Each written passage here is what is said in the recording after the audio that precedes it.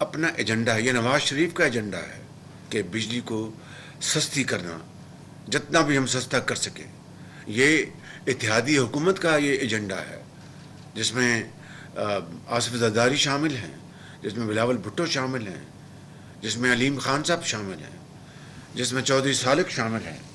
جس میں M Q M کے ڈاکٹر خالد شامل ہیں، اور دوسرے زعماء جو اس میں این پی ہے۔ تو میں سمجھتا ہوں کہ آج ہمیں اس بارے میں یہ دو ٹوک فیصلہ کرنا چاہیے کہ اس کے اوپر سیاست عوامی توہین کے مترادف ہے، کہ یہ تو ہمارا اپنا ایجنڈا ہے،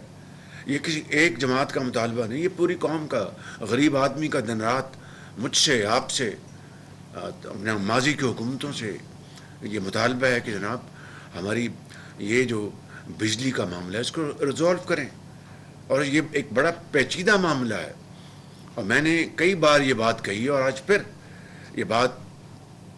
even at the cost of reputation کہنا چاہتا ہوں کہ پاور سیکٹر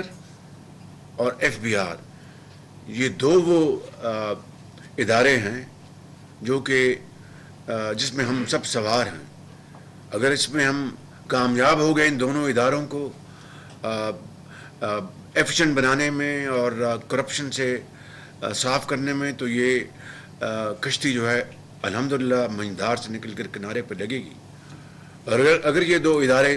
صحیح نہ ہوئے، خدا نہ خواستہ، اور مجھے کوئی شک نہیں کہ صحیح کیوں نہیں ہوں گے، انشاءاللہ ہوں گے، تو پھر میں اپنی زبان پہ وہ الفاظ نہیں لانا چاہتا